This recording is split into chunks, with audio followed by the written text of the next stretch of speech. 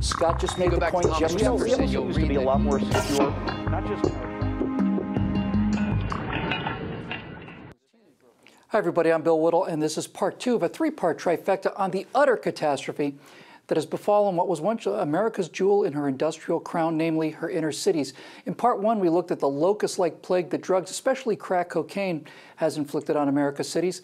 Today, we'll look at the political perfect storm of democratic policies that have not only allowed this to happen, but in fact fostered it. And in part 3, we will struggle to find some solutions to this multi-generational mess. So let's bring in Trifecta stalwart Scott Ott and sitting in for Steve Green, PJTV's own Steve Cruiser. Gentlemen, in part 1, we discussed the drug problem, but as authors David Simon and Edward Burns write in their remarkable book, The Corner, set in drug-infested West Baltimore and the basis for HBO's show The Wire, the drug culture is more than an escape hatch.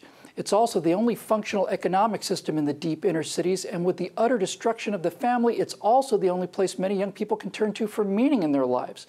Now, Scott, these are big issues. I think the short form is that America's cities were once home to a labor force driven by the Industrial Revolution. We had about a century where people fled the agricultural first wave world of farms and plantations for the second wave industrial world of the factories. But now that those jobs have left, the failing educational system plus government handouts have taken away both the tools and the motivation for people to join the third wave information and service age economies that we find ourselves living in today. Is there a solution to a problem that is so monumental that it's only occurred 3 times in human history, namely the massive shift to an entirely different economic world? And every time it happens, people get hurt. And I don't know if there really is a solution to that. That's the reality. When you have these tectonic shifts in the way people make a living, in the way economies function, there are going to be people who are not going to shift with it. And, you know, you're looking at a guy who, when I was a kid, worked on a pig farm, but I'm not foolish enough to think I can make my living feeding pigs these days. You know, that is now a big business. You can't run a small pig farm. In fact, the people who were running the small pig farm I worked on couldn't make a living doing it, and they were only paying me 80 cents an hour.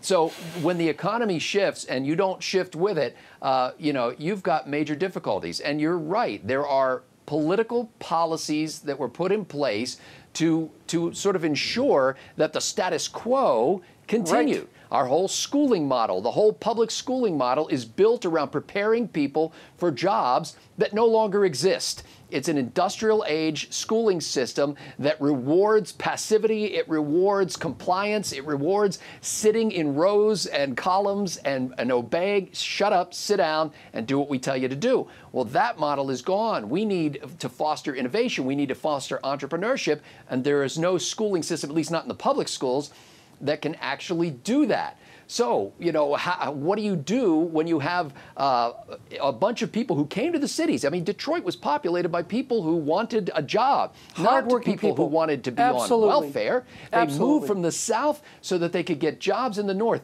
I often think, you know how you talk to your, our viewers understand, you talk to your kids and you say, look, can you turn out the lights after you leave the room? Can you put your dish in the dishwasher or wash it after you're done eating from it? And can you take out the trash when the trash can is full? These are simple human nature things. Well, if you're running a big company, you can recruit 1,000 or 10,000 people to come to your city to work for your company. But when your company goes out of business, you have no responsibility for them whatsoever. You don't have to shut out the lights. You don't have to take out the trash. You don't have to clean up after it's over. We have, with people now, what we have with brownfield sites. We have industries that went out of business and have left toxic land, and nobody's responsible to do anything about it. Yeah, perfectly said, Scotty. 50 years ago, there was a father saying, hey, turn out the lights when you're finished using them. Nowadays, people are ripping out the electrical wires that run the lights and selling them for a $5 or $10 hit of Coke or Speedball or something, and their parents aren't you know, admonishing for that. The parents are curled up in a corner with their eyes rolled back. Steve, you know, it's tempting to look at the pathology of the inner city from the outside and say, you know what, these people are choosing to do drugs, they're choosing to get pregnant in their teens, they're choosing to drop out of school, they're choosing to sling drugs, and they're choosing to murder each other. And I agree.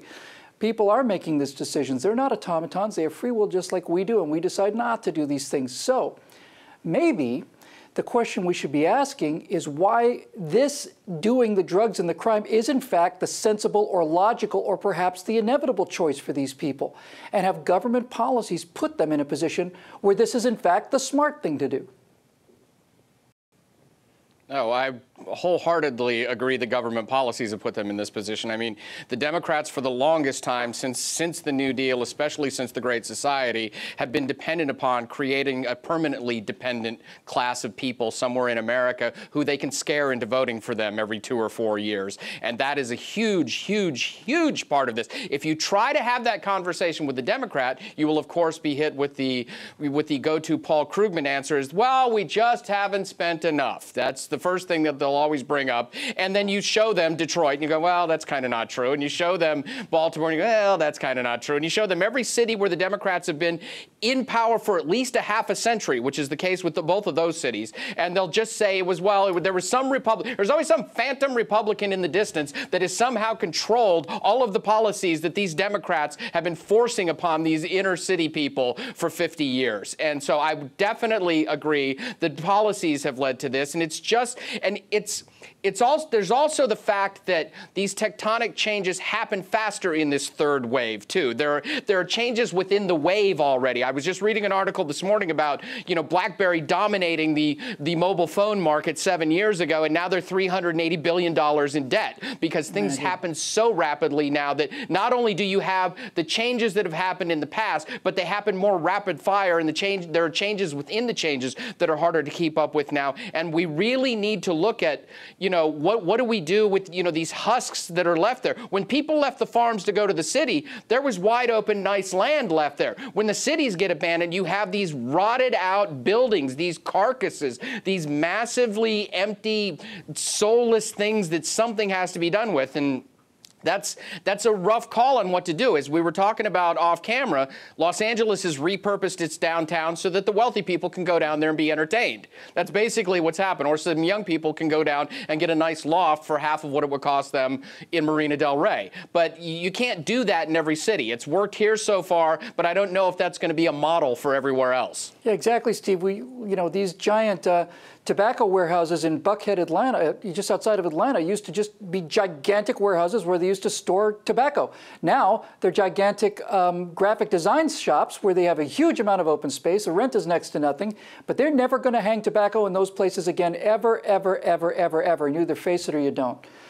Look, my friends, the rot at the heart of our inner cities is a perfect storm of selfishness, vice, do-gooderism, corruption, vote buying, and in the words of Simon and Burns, flat-out bribery. That's what they talk about in the corner. They make the case that our EBT payments and our rent subsidies and food stamps and all the rest, much of which goes straight to the drug dealers on the corner, are basically a form of a bribe. You just stay where you are, you leave the taxpayers alone, and there'll be more on the first of the month and every month after that. That's basically the deal.